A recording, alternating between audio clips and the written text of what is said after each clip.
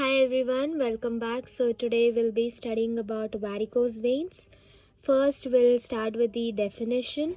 They are the dilated, tortuous, elongated veins in the leg. There is reversal of blood flow through its faulty walls. So this is very important to understand what is varicose veins. The definition should be exactly same. It's the dilated, tortuous, elongated veins in the leg. There will be reversal of blood flow in through its faulty walls. Then risk factors. It is commonly seen in or caused due to heredity, female sex, occupation that demands prolonged standing like teachers and all that, immobility, raised intra-abdominal pressure like in sports, tight clothing, pregnancy, raised progesterone level and altered estrogen-progesterone ratio, chronic constipation, usage of high heels. So these are all the main risk factors which leads to varicose veins. Next is classification, which is very important.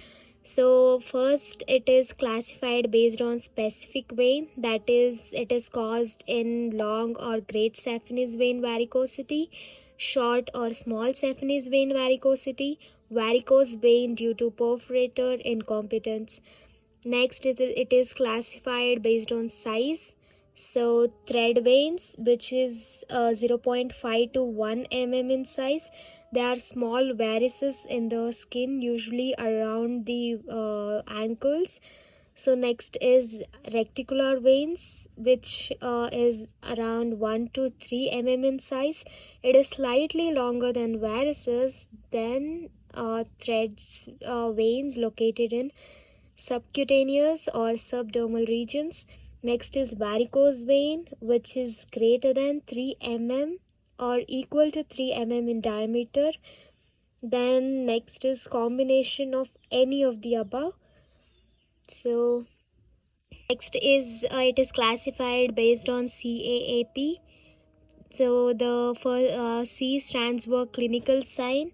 The grade is 0 to 6. Grade 0 is no visible or palpable signs of venous disease. Grade 1 is telangiectasis, reticular veins or malleolar flare. Then grade 2 is varicose veins. Grade 3 is edema with skin changes. Grade 4 skin changes due to venous disease like pigmentation, lipodermatosclerosis. Then grade 5 is skin changes as above with healed ulceration. Then grade 6 is skin changes as above with active ulceration. CAAP classification, E stands for etiological. It's congenital, primary, secondary, no venous etiology. Then A stands for anatomical. It's either superficial, deep, perforator, no venous location identified. So next P stands for pathophysiologic dysfunction. It's reflex, obstructive, both or no pathophysiology identified.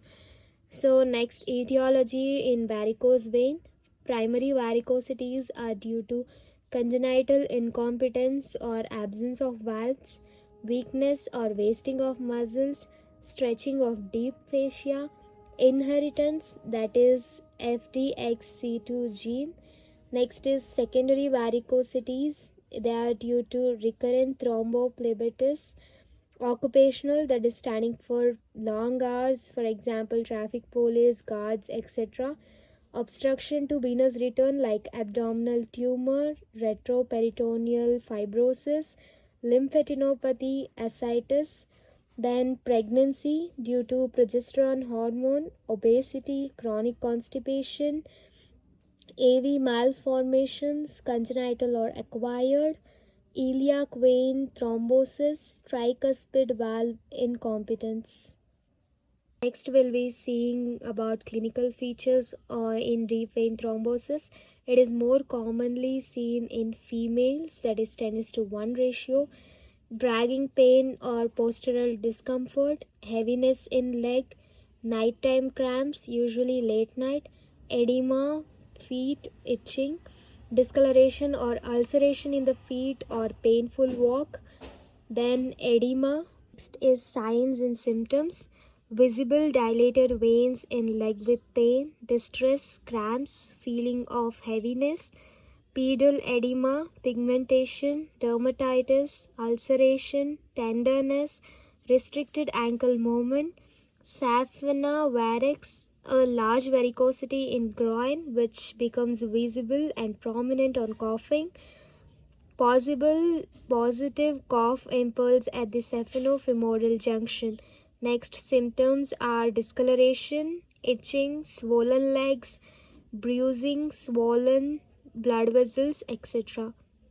And complications seen in varicose vein is hemorrhage. Venous hemorrhage can occur from ruptured varicose vein or clogged varicose vein but can be controlled well applying pressure or elevation, then pressure, and also by applying pressure bandage.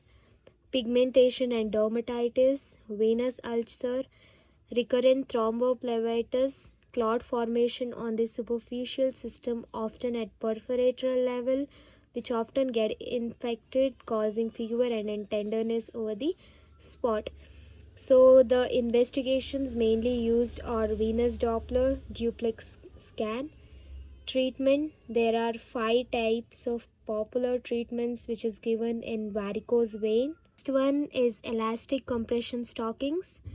Elastic compression bandage is put and elevation of the leg is done. It can be advised in asymptomatic cases and secondary varicose veins as well. 20 to 30 mmHg stockings are sufficient. Then should be worn from ankle to below knee during working hours, that is entire day. Removed while lying down, but legs should be kept elevated. And one is injection line of treatment, that is compression sclerotherapy. Indications are below knee varicosity, recurrent varicosity after surgery. Varicose veins are marked in standing position. The veins are punctured with needle attached to syringe containing sclerosant agent and patient is asked to lie down. So 3% sodium tetradicyl sulfate or 1 to 2 ml of ethanolamine oleate or hypertonic saline is injected into column of vein. Aseptic thrombosis occurs, and when fibrosis occur, the veins shrink. Tight elastic compression bandage is applied. Success of sclerotherapy depends upon effective sclerosant, injection into an empty vein, or compression followed by exercise. One is USG guided form sclerotherapy. So form sclerosant or polycanol is used. It is prepared by mixing technique with sclerosant. It is injected into veins that are mainly superficial veins under ultrasound guidance. Long saphenous vein should be compressed in upper thigh to prevent foam from entering into femoral vein. Elevate the leg to prevent foam from entering into calf veins. Fourth one is endovenous laser ablation, also called EVLA. It is minimally invasive DPT procedure using laser fiber to ablate varicose veins. So the procedure is, position of the patient will be supine with hip externally rotated and slightly flexed. Cannulate vein using ultrasound guidance. Pass a wire into cannula and guide to deep veins. Pass a catheter over wire and position it to 1 cm distal to SF junction, that is saphenofemoral junction. Introduce laser fiber and pass to catheter tip. Laser energy fired by using diode laser, and then compression bandages put.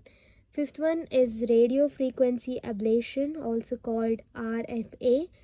Minimally invasive technique of ablation of veins by using bipolar catheter at temperature of 85 to 120 degrees Celsius and power of 2 to 4 watts. Segment of vein over 7 cm long can be ablated. Next treatment method is surgery. In that, the first one is Strandenberg's operation. Perforators are marked before surgery to facilitate identification of perforators and communicating veins so that they can be ligated and excised. Final incision is made, long saphenous vein is identified, and 3 tributaries are ligated. Incision is given on medial side of upper leg and long saphenous vein is isolated. The lower end is ligated and veins enclosed. A long metallic striper is introduced within vein and brought out from long saphenous vein below knee incision. A metallic head is connected to striper and vein is avulsed. Tight crepe bandage is applied, inguinal incision sutured, and limb is elevated. Once striping is done, small incisions are given where the tributaries are marked. The vein is cleared of subcutaneous tissue and is avulsed. Carefully isolate a long segment of remaining vein and avulse it. Subfacial ligation of cocket and dot. Perforators are identified deep to deep fascia and ligated subfacially. Indicated in perforator incompetence with saphenofemoral competence can be done using endoscope. Next method is subfacial endoscopic perforator surgery. In this, small port incisions made in skin of calf region deepened through fascia. CO2 insufflation done. Balloon expander may also be used to distend subfacial plane. 2 to 6 perforators are identified and ligated. Less morbidity and more popular, indicated for below knee perforators. So these are some of the recent techniques which are introduced. So first one is VNUS. Using ultrasound control, ablation catheter is inserted into the saphenofemoral junction and so slowly withdrawn. Veins are destroyed. Has advantage of lesser incidence of thigh hematoma and pain. Complications seen in this method are DVT, recurrence, and damage to overlying skin. Second is Trivex. Veins are identified by subcutaneous illumination followed by injection of large quantities of fluid. Superficial veins are sucked out. Complications seen are bruising and SC grooves. Thank you for watching this video. For more such educational and short notes, please follow to our channel and please subscribe to our channel and comment in the comment box which topic you need next. Thank you.